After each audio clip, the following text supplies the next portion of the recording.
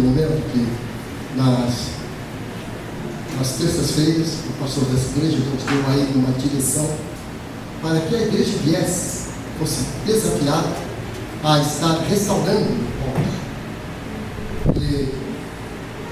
E a igreja vem para receber a palavra de Deus, para louvar a Deus e seguir o bom conselho enviado no coração do Pai para a igreja, para que a igreja saiba como se comportar com dignidade, saber entrar e sair diante desta sociedade que se corrompe a cada dia.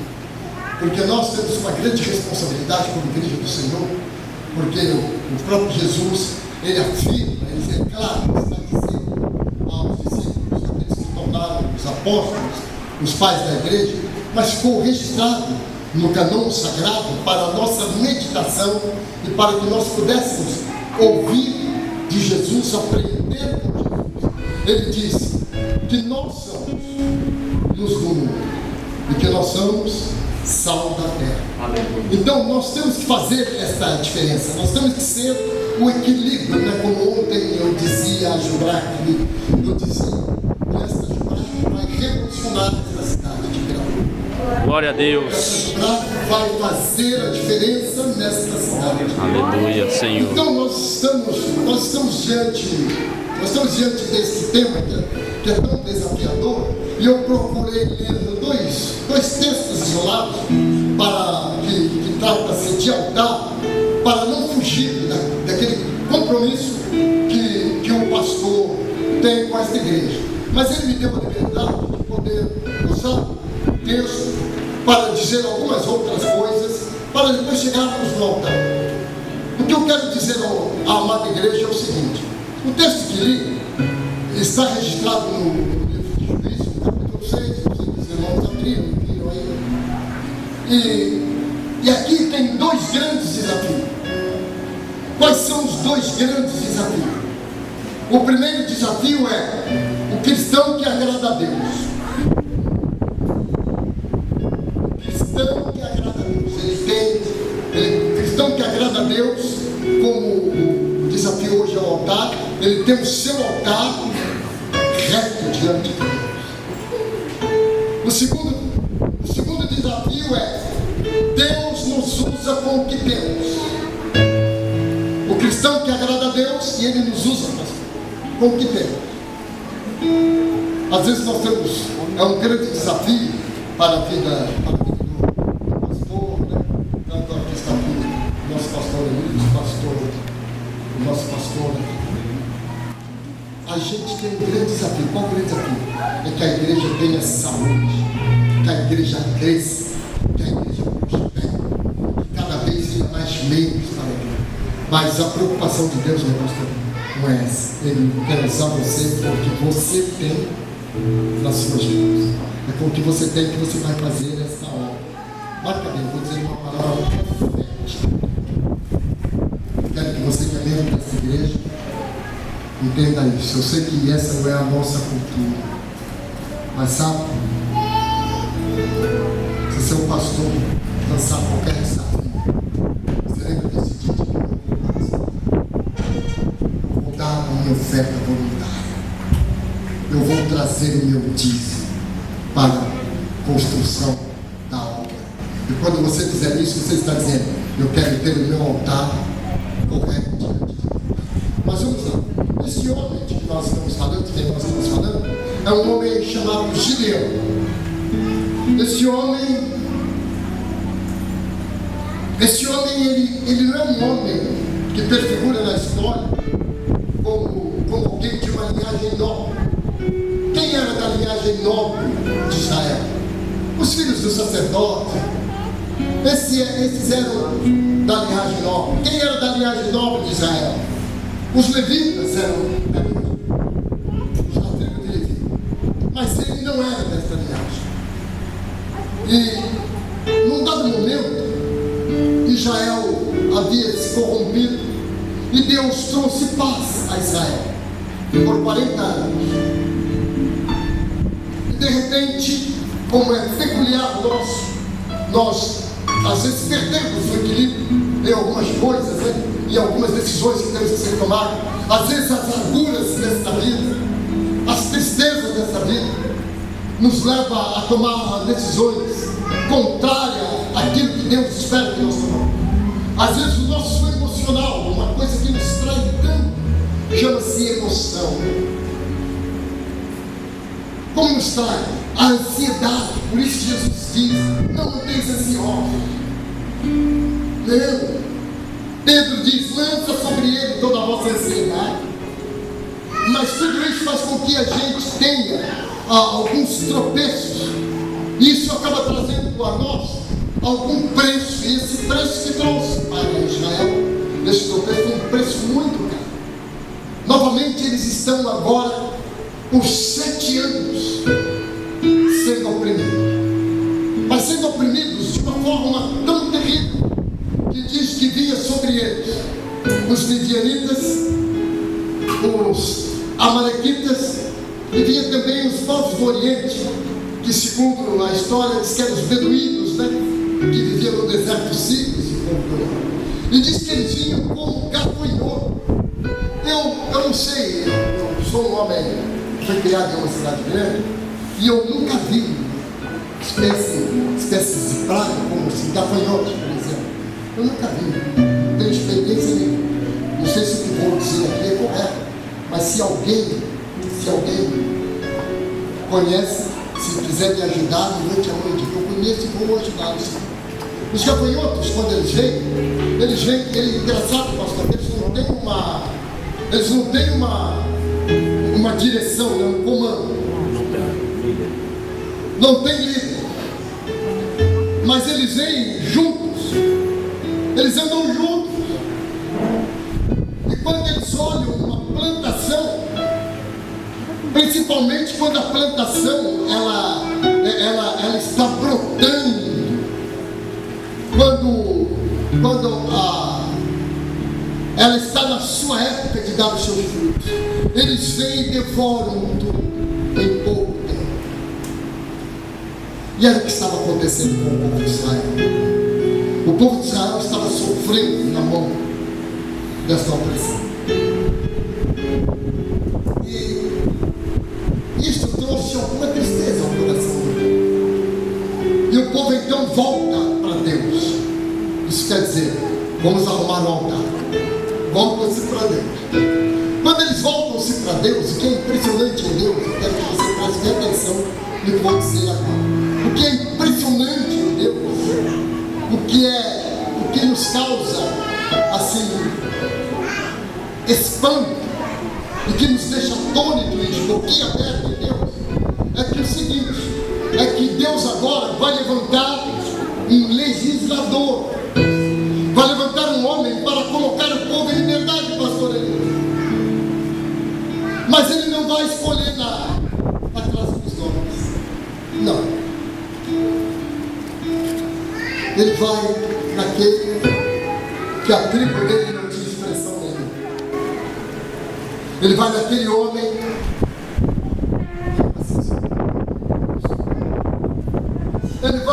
Ele vai naquele homem. Ele vai num homem que, se olharmos para a sua aparência física, se olharmos para a sua aparência cultural, se olharmos para o que ele sabia fazer, se nós formos analisar humanamente falando, ele estava cometendo um erro. Ele estava beneficiando o trigo no lugar onde pisaram os outros. Ele estava cometendo um erro. Eu não entendo nada disso também, mas o lugar onde pisaram as uvas tem que ser um lugar puro, um lugar limpo. Malhou o trigo, vai sobrar muita palha. Depois vai dar um tremendo trabalho para a limpeza. Hoje nós temos esse sistema de asepsia, né, de higiene, que tem qualidade, limpa realmente. Mas naquele tempo não tinha tudo isso. Malhar o trigo, beneficiar o trigo no lagar, quer dizer o seguinte: estragar o lagar. Talvez para alguém que estava vendo aquela condição desse homem, estava dizendo, ele está cometendo um erro. Mas Deus lá na eternidade estava olhando e dizendo, esse é o homem. Porque ele é estrategista. Os inimigos vêm para dizimar o trigo e levam E ele vai fazer o quê? O inimigo não sabe que aqui, aliás, o inimigo sabe que aqui é um lagar. E nós não estamos na colheita das uvas, nós estamos na colheita do trigo. Eu vou beneficiar o trigo no lugar de pisar as uvas. Deus está procurando esta noite aqui estratégias. Amém. Pessoas que constroem um altar em Deus e que esperam, que ouvem a voz de Deus e que esperam em Deus para poder tomar soluções, que não toma decisão nenhuma sem que Deus fale. Aleluia. Glória a Deus. Glória a Deus. E o anjo do Senhor vai até onde está esse homem. E é impressionante que ele mesmo, às vezes nós somos assim, como Gideão, né? Aí diz assim: varão valoroso, o Senhor é contigo. Ele, como? Eu sou daquela tribo, sabe aquela tribo? Eu fui nascido do filho mais velho de José, mas só que a minha mãe é egípcia, então eu não sou puro, eu não sou genuíno, eu tenho uma mistura, eu não sou da raça de Eva. Quero usar o tema aqui, eu não diz nada disso. Eu não sou sacerdote real, eu não sou nação santa, não sou povo eleito, não sou. Mas aí o anjo diz: mas é você quem Deus escolheu. Então, meu irmão, minha irmã, jovem, você que está aqui em missão, não se figure na presença de Deus. Você tem muito valor para Deus. Você é valoroso para Deus. Deus, o Senhor Jesus não escolheu coisa ruim. Aliás, Ele escolhe coisa ruim, mas faz coisa ruim, né? Porque eu era ruim. Eu costumo usar alguns atalhos populares, não sei se os irmãos usam aqui. Eu não valia o feijão que comia. Mesmo assim, pastor, Deus amou para mim. E com você. E com você, Deus, sou eu. Aí ele disse assim: eis-me aqui outra vez.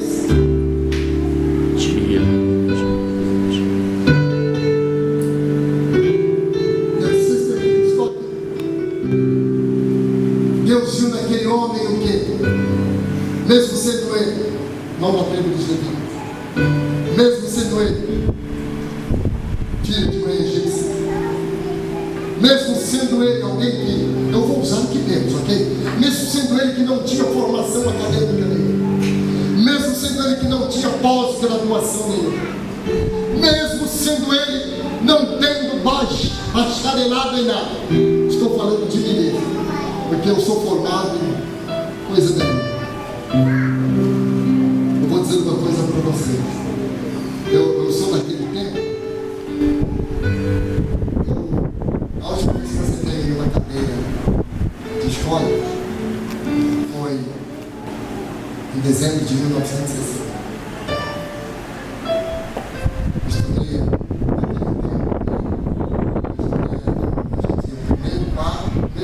no quarto ano. Depois, para poder entrar no colégio, eu fiz uma tal de admissão. E era uma dificuldade.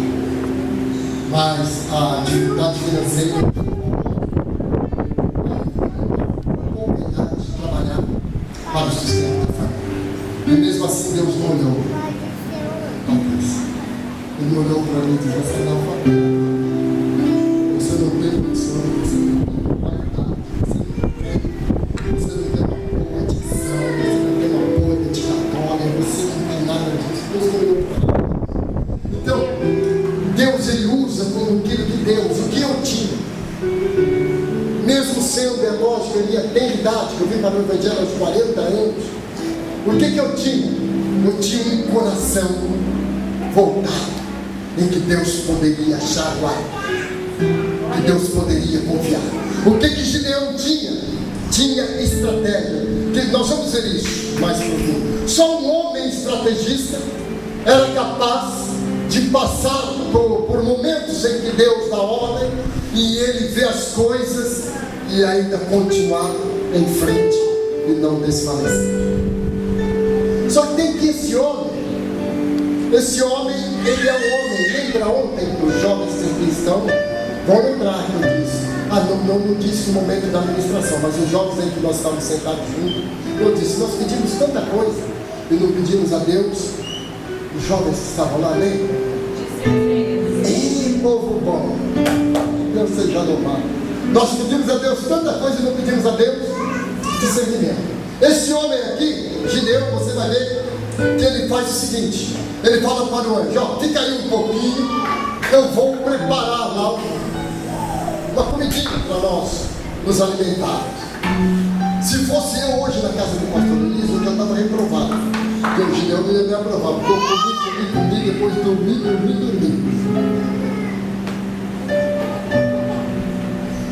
Era essa a expectativa de Gideão. A paciência do anjo para poder esperar. A paciência do anjo para poder esperar para nós. Vamos lá para o Salmo 40. Esperei com paciência do Senhor e ele se inclinou para mim e ouviu o meu clamor. É saber esperar com paciência. E Gideão vai preparar lá aquele guisado. E demora, porque ele vai abater. Não é como nós hoje. Vamos no açougue, vai na geladeira, no freezer, tira do freezer, põe no micro-ondas. Não vou falar em micro-ondas. Cola a boca com super boca. Estamos falando em micro-ondas. Sabe qual é? Só eu e o pastor sabendo. Não, tem mais um banho que vai saber. Vou fechar.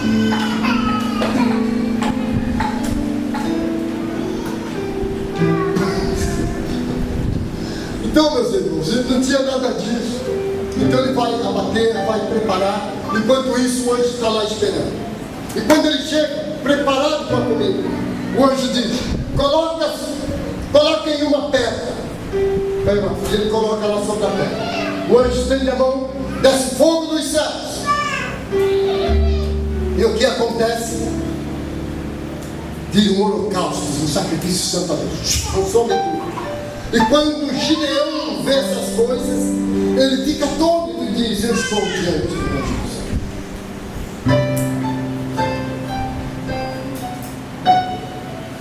Eu estou diante do céu. É aí que, depois dessa coisa, que ele, para poder fazer a obra de Deus, ele vai e faz a obra. Antes de fazer a obra de Deus, ele não vai de qualquer jeito. O anjo já o chamou, já disse a ele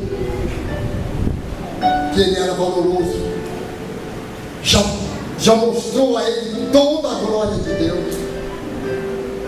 Mas ele faz como Abraão quando chega na terra. A terra não tem nada e Abraão faz um altar a Deus e diz, esse não é outro lugar senão a casa do Senhor. Mesmo em escassez, mesmo em dificuldade. Já parou para imaginar a dificuldade que estava vendo? Deus havia dito a ele que era boa. Deus disse a você, não, fica aí, vai lá, volta lá para a frente. Você já tinha passado por lá, já tinha sofrido as duas. Aí Deus te leva de volta.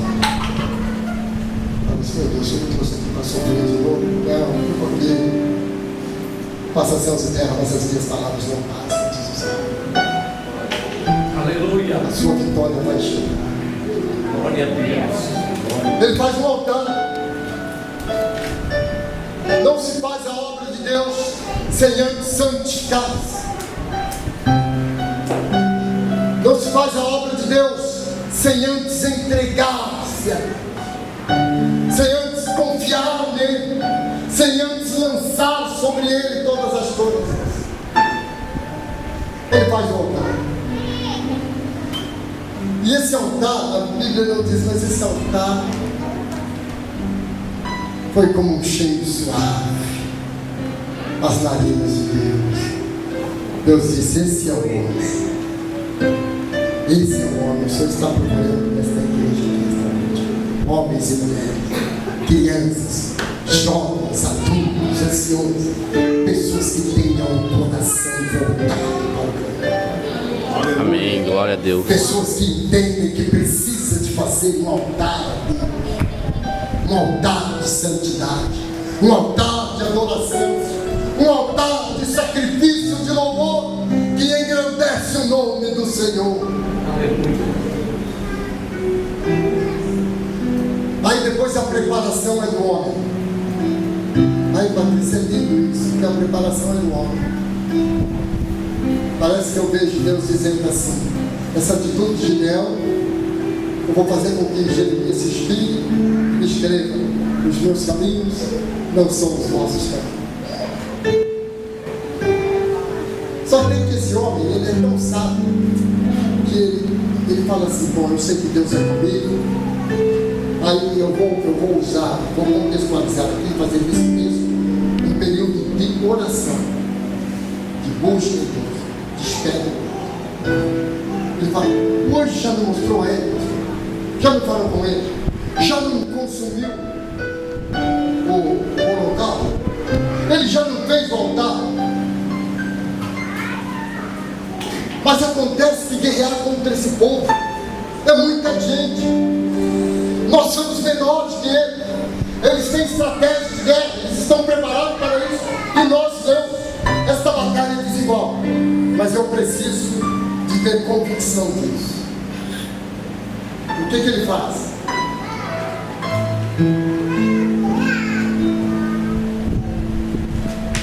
Ele faz o molho. E diz: olha, vou pôr o molho aqui. Primeiramente, é o molho seco e a relva molhada. É isso. Não é isso? Primeiro é o molho seco e a relva molhada. Primeiro é a relva molhada e o molho seco. Eu faço uma confusão com isso. Primeiro o molho seco e a relva molhada. Por que eu estou procurando etapa aqui vocês vão entender?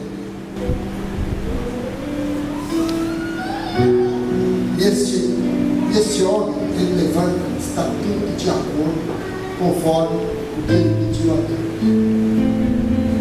O estrategista, a Bíblia não diz isso. O estrategista: será que não veio alguém aqui e não cobriu o meu molho? Talvez passou alguém aqui, viu quando o molho, falando com Deus. A Bíblia não diz isso, ok? E cobriu o meu molho. Por isso o molho está seco e a relva está molhada. Eu vou fazer o seguinte: eu vou falar com Deus, eu vou orar mais um pouquinho. Deus, me perdoa, me permite só mais essa oportunidade, essa chance, para eu ter certeza que é o Senhor mesmo que está me dando essa palavra. Aí ele pede para Deus o quê? Aquilo que seria impossível para alguém ter a condição de fazer. Toda a relva seca, só um molho molhado, impossível. E cada atitude dessa, coração de Deus. Quando eu digo coração de Deus, deixa eu dizer para você porque eu digo isso. Deus, quando vai formar o homem, nós façamos o homem a nossa imagem e semelhança. Que alegria no seu coração quando você vê o Rodrigo pregando, ensinando a palavra. Que alegria no seu coração, os filhos são muitos, os filhos fazem. Você está vendo? Você louva, né? Então, que alegria no seu coração quando você vê um tocando outro, louvando. O coração do pai faz tempo. Esse é meu filho. E Deus olhando para Gideão e dizendo: esse é meu filho. Nesse eu posso confiar. E tenho certeza que ele não vai se acovardar diante da adversidade. Só tem que antes disso. Tem algumas coisas às vezes que está dentro de nossa própria casa, né? Então, às vezes algumas coisas que nós vamos tirar. Preste atenção, vou dizer. Tem algumas coisas que nós vamos precisar tirar de dentro da nossa própria casa. E Deus disse para ele: ó, lá na casa do seu pai tem um poste. Tem um poste todo. E tem um altar de Baal. Esse poste íntimo é uma representação da deusa da fertilidade. Você vai pegar o bezerro do seu próprio pai e vai fazer um altar a Deus lá, e vai derrubar, cortar e fazer um holocausto a Deus. Isso quer dizer, reparar está em mim,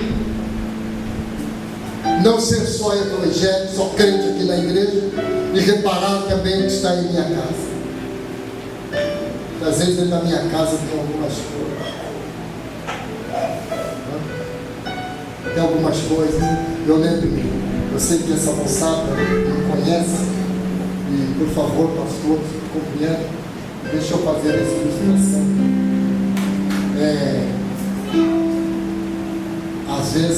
Às vezes a gente se converte, fica com alguns costumes, né, com algumas ideias, e não glorificam a Deus. E eu lembro muito bem de um momento, eu gostava muito de pagode, até gosto até de Deus, eu gosto de pagode de sangue. A hora que eu vi o pessoal cantando aí, como é que aquele negócio lá, aí eu já fiquei todo assim, aleluia, glória a Deus. Aí eu lembro de um momento, que tinha uma canção popular que diz, diga onde você vai. Vai, então a gente sabe. Eu vou varrendo. E eu estou lá, ajudando a mulher, e qual ele que estava do meu lado? Vou varrendo.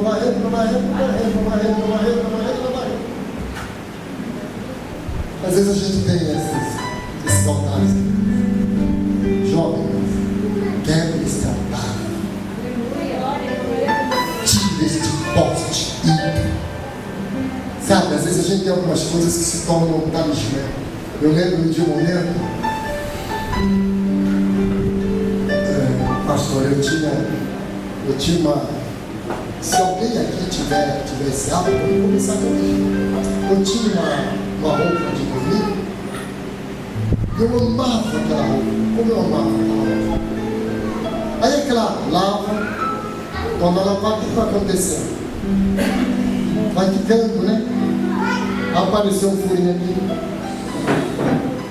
E eu não largava. Outra aqui, outra colar. E eu não largava. No dia que minha cunhada chegou cedo na minha casa, ela foi visitar minha esposa. E de repente eu ainda não tinha colado com aquele negócio. Ela olhou para mim, pastor, e disse: o que é isso? Enfiou a mão assim, rasgou. Quer ver uma outra coisa também que a gente tem? Sabe aquela coisa? Eu só tomo nesse altar. Então, eu só como nesse. Eu só como com esse. Eu só sento neste lugar.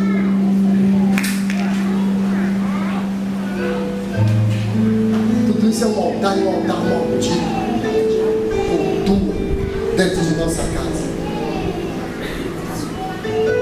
Por quê? Quando você vai para o restaurante, você pode ter tempo, vocês não cresceram. Quando você vai para o restaurante, você leva a sua mesa, leva a sua cadeira, põe a mesa onde você quer. Sim ou não? Não, isso não é um altar. Você tem que sentar em qualquer lugar. Para comer não tem lugar, a gente senta no chão mesmo, glória a Deus. Porque eu vou comer o que está no prato. Bendito seja o Senhor.